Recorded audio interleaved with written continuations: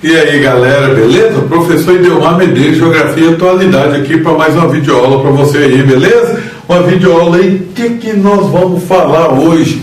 Vamos falar um pouquinho aí sobre Geografia de Goiás, galera. Olha aí, ó, Geografia de Goiás aí, uma super dica para você, né? Logicamente, né, que é o que a gente está dando aqui, são dicas, né, uma aula de dica aí. Nosso conteúdo é muito mais extenso, está muito mais detalhado aí, mas se você gostar, deixa o like seu aí pra gente, comentáriozinho aí, né? Nós estamos aí junto, galera, beleza?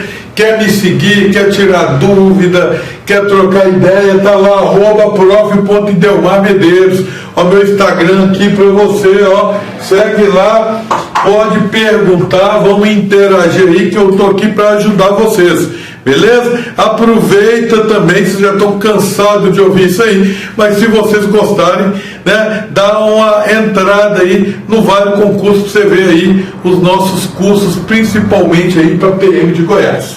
Tranquilo, galera? Nós estamos junto aí, né, e vamos discutir aí sobre o estado de Goiás, características sociais, econômicas, naturais, culturais, histórica, né? Vamos discutir, trazer isso tudo para você aí no nosso curso aqui no Vale, beleza? Mas hoje aqui nós vamos falar um bocado aí para você, né? Falar bem para você aí sobre esse estado aí maravilhoso, né? Estado de Goiás aí. Eu pessoalmente sou mineiro, mas já tive oportunidade, né, de estar aí em Goiás, em Goiânia, Chapada dos Veadeiros, né? Já atravessei o estado várias vezes também, indo em direção aí ao Pantanal Mato Grossense, né? Então é um estado, né, muito bonito e muito rico, não é isso? Então, galera, olha só, o estado tem uma área aí de 340.101 quilômetros quadrados, é o 7º maior estado brasileiro aí em área, né? E além de ser o 7º maior estado brasileiro em área, ele está encravado no meio da América do Sul, não é isso? E aí, esse está encravado, esse no meio da América do Sul, gera tanto aí no estado de Goiás, quanto no Distrito Federal, que está aí também, né, quase que cercado por todos os lados aí, pelo o estado de Goiás, um misticismo muito grande aí, né? Bom, população, 7.206.589 habitantes, né? Logicamente que isso é uma estimativa, beleza? Uma estimativa aí, ó, do ano de 2021, o que coloca ele como 11ª unidade federativa mais populosa do país. Vamos lembrar aí, né, que a maior parte dessa população está concentrada aí em Goiânia, que é a capital, né, mas a gente também vai ter cidades muito importantes aí, né, no estado de Goiás. A densidade demográfica, se a gente parar para pensar, esse estado de Goiás aí, ele está na região centro-oeste, não é? Ó? A região centro-oeste é a região que tem a menor densidade demográfica do Brasil. É um grande vazio demográfico aí, né, galera? Tirando aí alguns núcleos urbanos muito importantes que a gente tem, o que a gente tem de economia muito forte? Mineração é muito forte. Agronegócio, né? O agronegócio é muito forte aí, Mato Grosso, Goiás, é muito forte o agronegócio, e agronegócio é mecanizado ou pecuária extensiva, né? Que precisa de pouca mão de obra, não é? Então, quando eu paro para pensar em toda a região centro-oeste, eu posso falar para vocês que a densidade demográfica aí do centro-oeste é a 2ª menor do país, 8 habitantes por quilômetro quadrado, ok? Só perde aí para a densidade demográfica da região norte, que é menor, né? 4 habitantes por quilômetro quadrado. No entanto, o estado de Goiás tem a maior densidade demográfica aí, 21,2 habitantes por quilômetro quadrado. Isso ainda é menor do que a densidade demográfica média do Brasil, né? A densidade demográfica do Brasil é 24 habitantes por quilômetro quadrado, beleza? Então a gente tem uma região aí que a gente pode falar que é pouco povoada, não é isso? Então a região é pouco populosa. O Brasil tem 213 milhões de habitantes, a estimativa de 2021, 213 milhões de habitantes. Desses 213, só 7 milhões estão aí, né? E a densidade demográfica baixa. Então é pouco populoso e uma região pouco povoada, beleza? A expectativa de vida que a gente tem é 71 anos, é uma expectativa de vida abaixo da média brasileira, né? Hoje aí de 76 anos, né? Mas aqui na expectativa de vida que é de 2015, né? O Brasil devia estar aí 74 anos, né? Então tem uma expectativa de vida menor do que a expectativa de vida média do Brasil, beleza?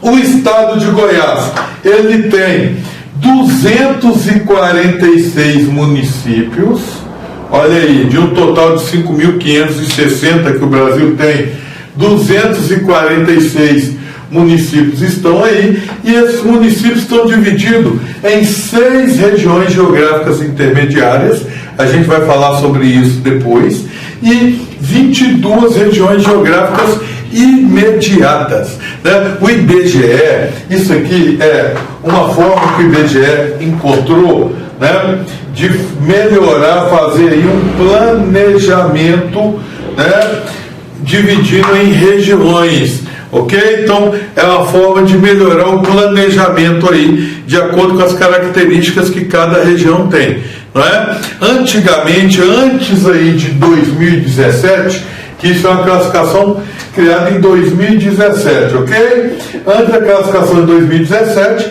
eram chamadas de mesorregiões e micro-regiões, ok? A partir de 2017, o IBGE mudou isso. Então eu posso falar que eu pego, né, o estado todo e divido o estado em 6 regiões. E essas 6 regiões são subdivididas depois, 6 regiões de planejamento, não é? E essas 6 regiões vão ser subdivididas em 22 regiões menores, que vão possibilitar aí, né, um planejamento mais adequado com as características e necessidades de cada um. Beleza? Além dessas divisões aqui feitas pelo IBGE, a gente tem que lembrar aí, né, que dentro do estado de Goiás também a gente tem o Distrito Federal, né? O Distrito Federal está aí todo dentro do estado de Goiás, o Distrito Federal com as suas 33 regiões administrativas, né? O Distrito Federal, ele não tem municípios, né? O Distrito Federal, ele é indivisível como forma de municípios, ok? Então a gente tem o Distrito Federal, né, com Brasília, que é o município, a cidade, ok? E aí, né, tem características de municípios e também características de estado, não é? E faz parte aí da chamada RID. RID, o Brasil tem 3 RIDs, das 3 RIDs, Região Integrada de Desenvolvimento, e aqui, desculpa, aqui, ó, que é em torno, então, Região Integrada de Desenvolvimento e em torno, isso aqui, tá? É um conceito criado lá em 1985, né, para pegar principalmente municípios que precisam desenvolver e tem um polo muito importante, mas cidades que estão no entorno e pegam mais de um estado, beleza?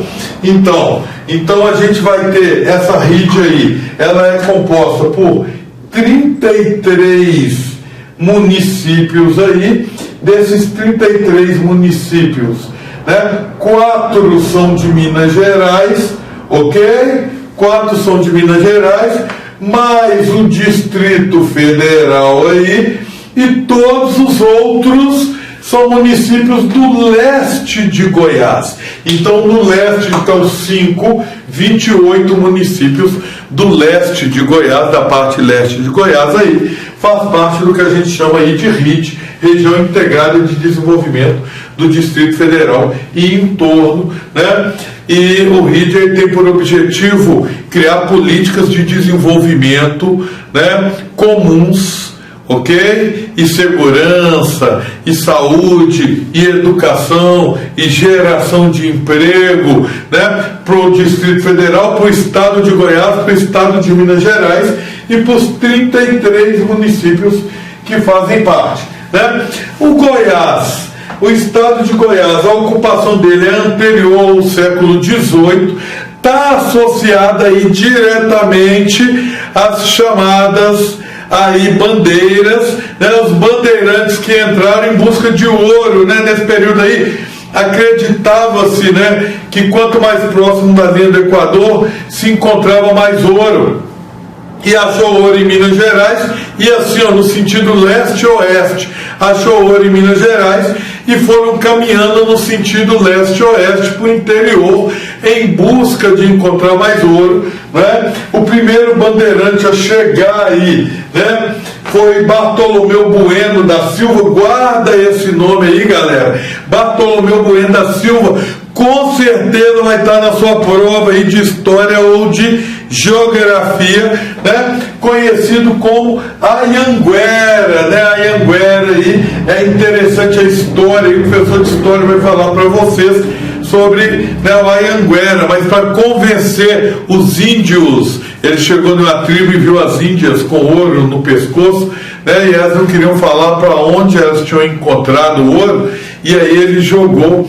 aí cachaça, né, pinga aí na água e colocou fogo, né, e colocou medo nos índios, né, ameaçou os índios de colocar fogo na água, né, nas águas dos rios, e aí os índios acabaram levando aonde tinha o ouro, ok? Mas o desenvolvimento mesmo só vai se dar aí a partir aí da década de 30, quando a capital foi transferida para Goiânia, né? Deixou de ser cidade de Goiás e foi transferida aí para Goiânia, e principalmente lá com a inauguração de Brasília, né? Brasília foi inaugurada lá dia 21 de abril de 1960 aí, em homenagem aí a Tiradentes, né? Ao dia de Tiradentes aí, ok? Então foi inaugurada a nova capital do Brasil, o que fez com que a região recebesse grandes fluxos de pessoas, né? E também de serviços,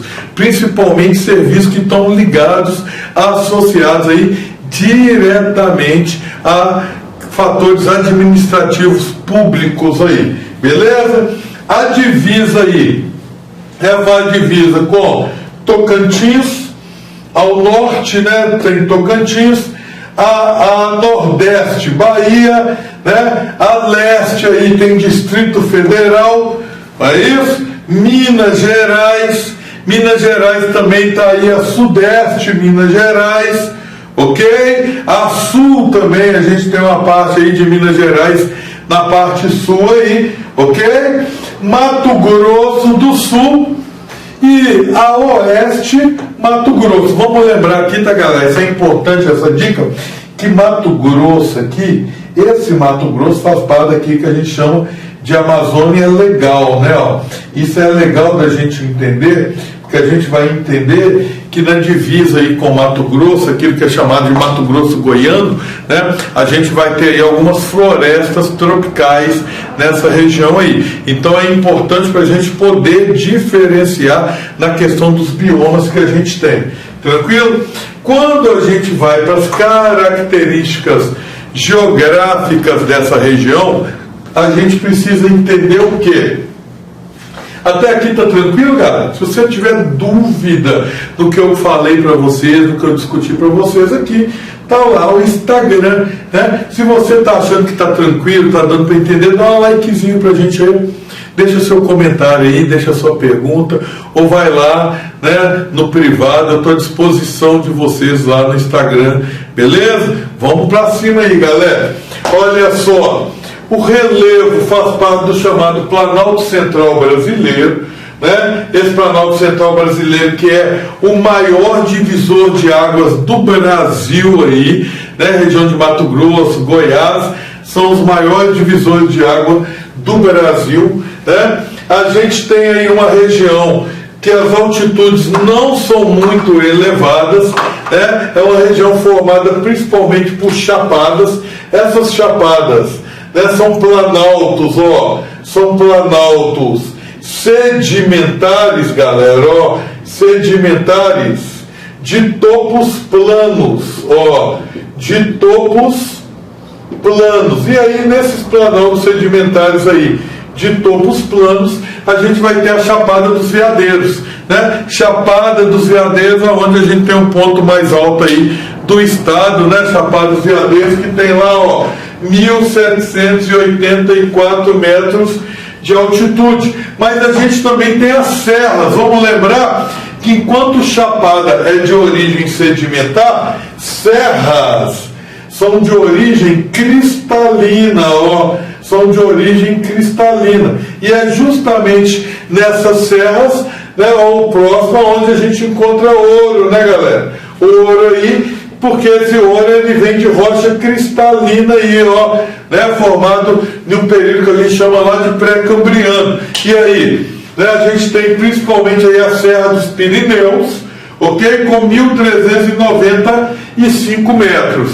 Mas, no geral, o relevo é um relevo, né, de menores altitudes, formados por planaltos e com topos de planaltos mais planos, ok? Isso é uma coisa legal da gente pensar. Por que é legal? Porque se eu tenho os topos mais planos, é possível eu entender que nessas áreas de topos planos é viável a implementação de agricultura mecanizada, né? Os topos planos, né, juntamente com, olha aqui, a hidrografia, e aí eu tenho um subsolo rico em água, né?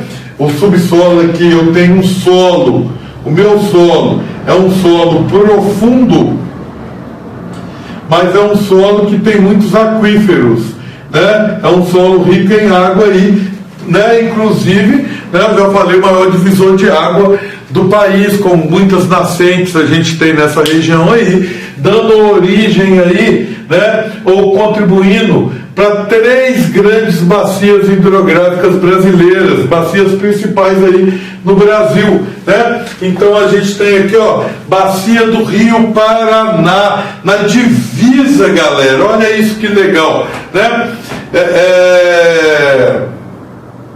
Na divisa de Minas Gerais com Goiás aí, por exemplo, a gente tem um grande rio aí chamado Rio Paranaíba.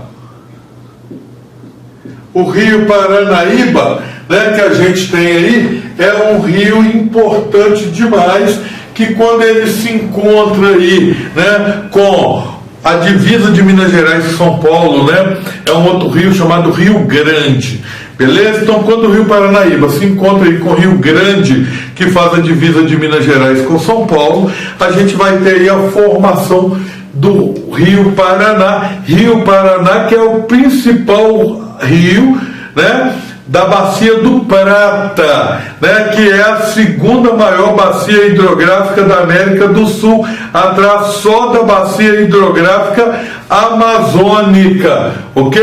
Olha só como é que é importante essa informação aí, né? A gente também tem aí, na divisa lá com Tocantins, o Rio Araguaia, Rio Araguaia. Esse Rio Araguaia é um rio de planície, maior parte dele é um rio de planície, né? Bom aí para pecuária, para agricultura, tá? E ele é tão importante que alguns geógrafos não chamam a bacia só de bacia do Tocantins, né? Alguns geógrafos chamam a bacia de bacia do Tocantins Araguaia, ok? Então a gente tem aí o Rio Araguaia, e na parte leste, e uma pequena porção aí, né, na divisa aí com Minas Gerais, a gente tem rios que desaguam no Rio São Francisco, beleza? Rio São Francisco aí, que, né, tem uma parte extensa dele aí no noroeste de Minas Gerais,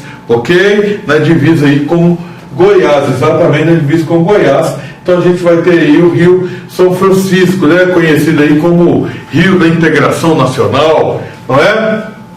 Bom, e os biomas, professor? Como é que funciona o bioma? Quando eu falo de bioma, né, galera, eu estou falando para você aí de vegetação, né? Então, quando eu falo de bioma, eu estou falando para você de vegetação. A vegetação típica que a gente tem aí é o cerrado, beleza? Apesar de no chamado aí Mato Grosso goiano, né, na parte oeste aí, a gente tem um pouco de mata tropical aí, né, na divisa aí com o que a gente conhece, né, como sendo a Amazônia Legal. Apesar disso, o que predomina é o cerrado. Esse cerrado aqui, né, você aprende desde lá da sua quinta série. O que a gente tem aí nesse cerrado? Troncos baixos, olha isso, ó, troncos baixos, tortuosos, de casca grossa, raiz profunda, ó, raízes profundas. É um bioma muito importante. É aí, ó, vou continuar aqui, ó, segundo maior bioma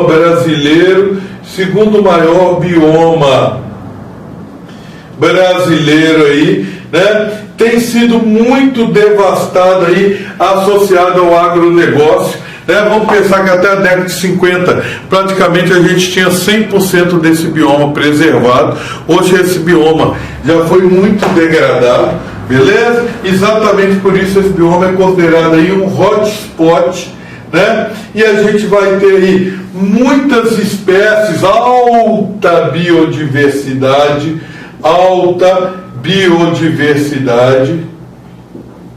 e alto endemismo, tá, galera? Não é só alta biodiversidade, não. A gente também tem aí alto endemismo nessa região aí. O que é isso, professor, de endemismo? Endemismo é quando você tem muitas espécies só daquela área, né? Cagaita, né?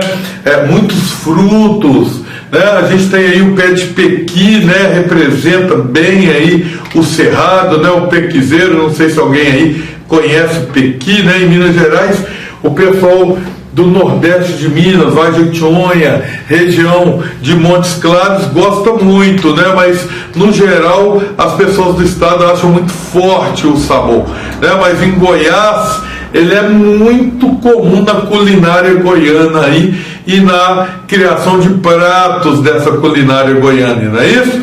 Bom, então a gente tem esse cerrado tem sido devastado rapidamente, né, seja pela pecuária, né, seja aí, né, para poder fazer pastos artificiais, seja pelo avanço da soja aí, né, a soja, o milho também tem avançado muito. Goiás é grande produtor de soja, grande produtor de milho, né? Essa região aí, ela tem solos ácidos, né? Solos ácidos, ou seja, baixo pH. Por que esses solos são ácidos aí, ó? Baixo pH, porque esses solos eles são aluminotóxicos, ricos em alumínio, não é isso? Esse alumínio, ele afeta diretamente a acidez do solo, faz esses solos serem pouco férteis, ó, são solos pouco férteis, ok? E aí, para resolver esse problema, né, da acidez do solo, a gente tem um processo chamado calagem, ok? Para a questão da pouca fertilidade, a gente tem aí fertilizante químico, né? Ó, fertilizante químico que a gente pode aí, ó, falar inclusive da guerra aí com a Ucrânia, né? Que tem atrapalhado aí e vai influenciar muito nas próximas safras brasileiras aí, por causa aí da escassez aí da falta de fertilizantes, né? É um assunto que você tem ouvido aí constantemente falando, né? Então, apesar dessa acidez, a gente tem formas de poder ajustar a acidez do solo, de melhorar a fertilidade desse solo. O que é importante? Importante são áreas de chapadas. Áreas de chapadas têm boa resistência mecânica, né? A gente tem um solo aí muito profundo, tem muita água no subsolo aí que dá para fazer processo de irrigação, e eles aguentam máquina passando de um lado para o outro, a máquina passando aí de um lado para o outro, facilita aí esse processo, ok? E o clima, professor? Vou apagar aqui, ó, para a gente poder falar do clima aí dessa região, né? O clima é o seguinte: predominantemente a gente tem aí o chamado clima tropical savânico ou tropical continental. Características do clima aí: sazonalidade, galera. A característica aí é o que a gente chama de sazonalidade, é uma estação quente e úmida, ó, quente e úmida. Quando é essa estação quente e úmida aí, professor? Essa estação quente e úmida é o verão, não é isso? É uma estação que vai aí de setembro a abril, ok? A temperatura média aí, ó, temperatura média nessa região é de 26 graus, isso é média, galera. Mas no verão ela pode chegar aí a 40 graus em algumas áreas, ok? 40 graus em algumas áreas, né? E a gente vai ter pluviosidade, quantidade de chuva. Como é que é essa pluviosidade? Essa pluviosidade ela é de 1.800 a 1.500 milímetros ao ano, né? Como é que é isso? Mais próximo a Goiás, mais próximo a Mato Grosso, a chamada Amazônia Legal. Olha isso, hein? Quanto mais próximo ao Mato Grosso, a tendência é a vegetação ficar mais exuberante e uma floresta tropical. E a tendência é chover mais, porque próximo ao Mato Grosso, guarda a dica, galera, próximo ao Mato Grosso é a Amazônia Legal. Beleza? Região mais quente, mais úmida, que vai influenciar diretamente, não é isso? E quando eu vou caminhando para o leste, 1.500 milímetros, mal distribuídos, ok, galera? Chove no verão, isso quer dizer que no inverno as plantas perdem parte das folhas. Para que elas perdem parte das folhas? Primeiro, né, para evapotranspirar menos. Segundo, para ter força para as raízes ir para o fundo, não é isso? Raízes pivotantes, raízes profundas, em busca do lençol freático, em busca da água aí para passar pela estação seca. Tranquilo? E aí, a gente vai ter aqui, ó, o inverno, característica aí do inverno, né? Os invernos, né, que vão aí do mês de maio a setembro aí, ó. Como é que são esses invernos? Secos e amenos, ok? Apenas nas regiões mais elevadas aí, região de serra, nas regiões mais elevadas, aí eu vou ter a altitude influenciando. Como que a altitude pode influenciar? Eu posso ter invernos um pouco mais frios, chegando aí a 9 graus, ok? Mas isso não é o comum, beleza? O comum é inverno mais ameno aí, ó, invernos secos. E aí a gente pode criar um climograma, né, ó. Nesse climograma aqui, ó, eu vou fazer de azulzinho as barras que mostram para você chuva. Então a gente tem aqui, ó, chove mais no início do ano, meio do ano é mais seco, olha lá, ó, meio do ano é mais seco, e a curva de temperatura, ó, não varia em excesso. Olha ali, o roxinho para você é a curva de temperatura. Essa curva de temperatura a gente chama de amplitude térmica, ok, galera? Amplitude térmica é o quanto varia a temperatura. E qual é essa amplitude térmica? Mais ou menos 5 graus. Então, né, o verão é muito quente e os invernos são amenos, com chuvas bem mal distribuídas, concentradas no verão. Beleza, galera? Então tá aí a nossa dica para você. Curte aí, segue lá no Instagram. Tamo junto, galera. Um abraço aí e até a próxima aula.